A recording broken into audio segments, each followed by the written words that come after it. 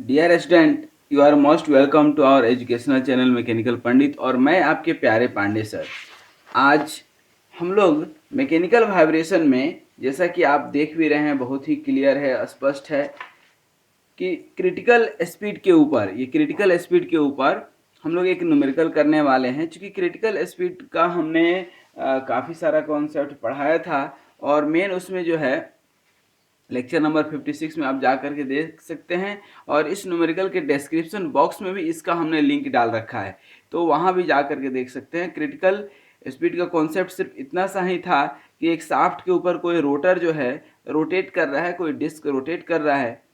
तो जब हम जो एक तो इसका सेल्फ वेट हो गया, दूसरा जब रोटेट करेगा तो सेंट्रीफ्यूगल फोर्स इसमें काम करेगा। और ये शाफ्ट जो है, there will be deflection of this shaft.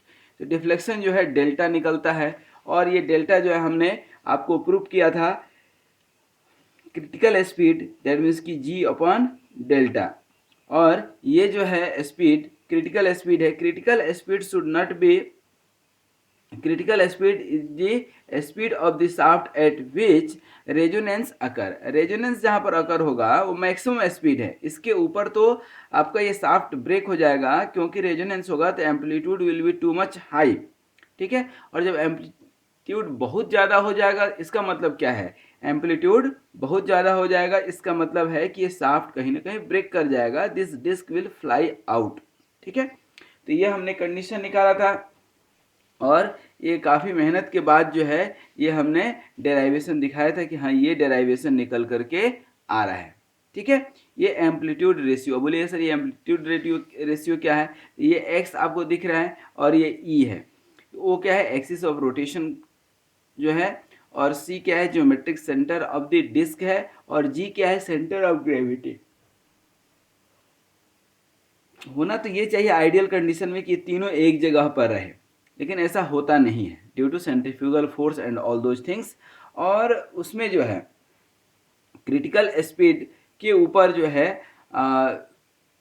है रेजोनेंस अकर होता है, और रेजोनेंस को ही अवॉइड करने के लिए हम लोग क्रिटिकल स्पीड में ही लेक्चर नंबर 56 के बाद जो है 57 पढ़े थे, जिसमें कि क्रिटिकल स्पीड विद डैम्पिंग पढ़े थे, और वहाँ पर ये फार्मूला निकल कर के आया था। और यहाँ पर आप देख सकते हैं कि यदि फ्रीक्वेंसी रेशियो जो है आपका नेचुरल फ्रीक्वेंसी और सिस्टम की फ्रीक्वेंसी दोनों जो है बराबर हो जाए, उस समय भी आपकी एम्पलीट्यूड या रेजोनेंस, एम्पलीट्यूड बहुत हाई नहीं होगा,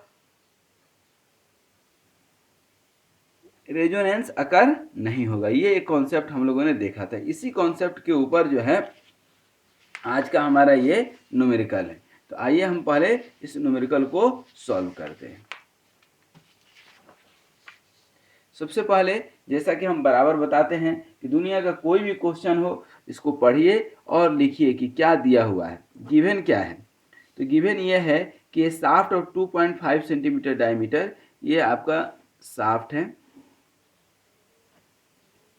ठीक है, और इस शाफ्ट में जो है ये आपका बेयरिंग है दोनों साइड।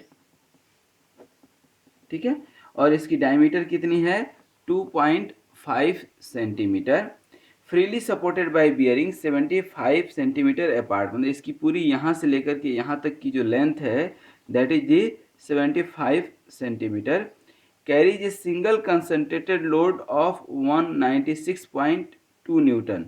दैट मीन्स कि ये लोड कितना है, 196.2 Newton, Midway between the bearing, मतलब यहाँ पर जो है ये लोड काम कर रहा है। ठीक है ना, कौन सा लोड, ये डब्ल्यू का। ठीक है ना, और determine the first critical speed, मतलब आपको जो निकालना है सबसे पहले तो ये फर्स्ट क्रिटिकल स्पीड निकालना है दोस्तों। Assume that the shaft material has a density, shaft material की डेंसिटी जो है कितनी है, 8000 kg पर मीटर क्यूब इसकी स्पीड है। और दूसरा क्या है, ई की वैल्यू दी हुई है, ई की वैल्यू आपको दिया हुआ है 2.1 इंटू 10⁻11 न्यूटन पर मीटर स्क्वायर। तो अब जो है इसको हम कैसे निकाल सकते हैं फर्स्ट क्रिटिकल स्पीड। अब क्रिटिकल स्पीड हम निकालें उसके पहले एक चीज़ समझें कि आपको अभी हमने क्रिटिकल स्पीड का जो फार्मूला बताया था क्या था आपका, W C equal to G by delta. इसको तो लाइफ लॉन्ग याद रखिए, हमेशा काम आएगा, ठीक है ना, हमेशा काम आएगा। सवाल ये है कि अब जी का वैल्यू तो मालूम है, डेल्टा का वैल्यू कैसे निकलेगा, डेल्टा का वैल्यू कैसे निकलेगा। तो सबसे पहले कि कंसंट्रेटेड लोड या डिस्क यहाँ पर जो है लग रहा है, ठीक है ना। तो concentrated load is acting at the mid point of the beam, ठीक है ना। तो स्टैटिक डिफ्लेक्शन कितना होगा, तो हम सबसे पहले लिखेंगे स्टैटिक डिफ्लेक्शन मतलब डेल्टा, डेल्टा निकाल रहे हैं, static deflection of shaft when load is acting at mid point, ठीक है ना। तो इसका फार्मूला क्या होता है, ठीक है ना। तो फार्मूला जो है हम लोग बचपन से पढ़ते आ रहे हैं, क्या, WL/Q अपॉन 48 EI, ठीक है ना। ये स्ट्रेंथ ऑफ मटेरियल में आप पढ़े होंगे, स्ट्रेंथ ऑफ मटेरियल में पढ़े होंगे। लेकिन यहाँ पर एक चीज, ये W क्या है, यहाँ पर ये स्पीड नहीं है, ध्यान दीजिएगा, ये कैपिटल W हम लिखे हैं वेट, ठीक है ना। अब इसमें सवाल यह है कि डेंसिटी भी दिया हुआ है, ठीक है। तो in terms of density what will be the delta. तो इन टर्म्स ऑफ डेंसिटी यदि आप निकालते हैं तो this value will be weight, ठीक है ना, weight plus 17/35 rho L G, density into volume, ठीक है ना, डेंसिटी इंटू लेंथ, ये वॉल्यूम इंटू डेंसिटी क्या होता है, मास, ठीक है ना, इंटू जी, ठीक है, और इंटू एल क्यू, ठीक है, अपन 48 EI, ठीक है। तो ये वैल्यू होता है किसका, डेल्टा का। बोलिएगा सर ये वैल्यू आप कहाँ से लाते हैं, कहाँ से लिख देते हैं, कैसे लिख देते हैं, हमें तो पता ही नहीं चलता है। तो दोस्तों मैं आपको बता दूं कि स्ट्रेंथ ऑफ मटेरियल का जो है, स्ट्रेंथ ऑफ मटेरियल पढ़े होंगे, तो it looks like a simply supported beam, और सिंपली सपोर्टेड बीम में जो है कंसंट्रेटेड लोड जो लगता था, तीन तरह का लोड होता था, एक point load, uniformly distributed load जिसको यूडीएल बोलते थे, और एक यूवीएल होता था, यूनिफॉर्मली वेरिंग लोड, ठीक है। तो ये पॉइंट लोड है। तो जो स्ट्रेंथ मटेरियल में जा करके, और खुद जो आपका ये चैनल है प्यारा सा मैकेनिकल पंडित, इसमें आप जाएंगे तो प्लेलिस्ट है, उसमें एक स्ट्रेंथ मटेरियल का प्लेलिस्ट है, उसमें डिफ्लेक्शन ऑफ बीम के ऊपर जो है बहुत सारे वीडियो हैं, इन सारे वीडियो को एक बार जरूर देखिए, तो वहाँ पर कॉन्सेप्ट आपका क्या होगा, क्लियर हो जाएगा दोस्तों।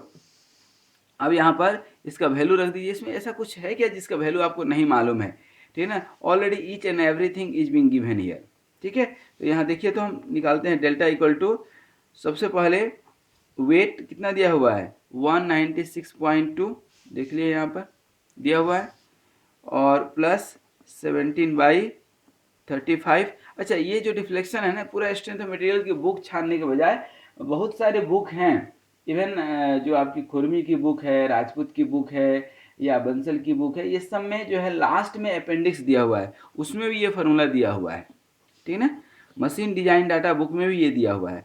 रो कितना दिया हुआ है, 8000, और एल कितना दिया हुआ है, 75 सेंटीमीटर, 75 सेंटीमीटर है तो 0.75 हो जाएगा, ठीक है ना, मीटर में 0.75 इंटू 9.8, और इधर लेंथ कितना हो जाएगा, 0.75 का क्यू डिवाइडेड बाई 48।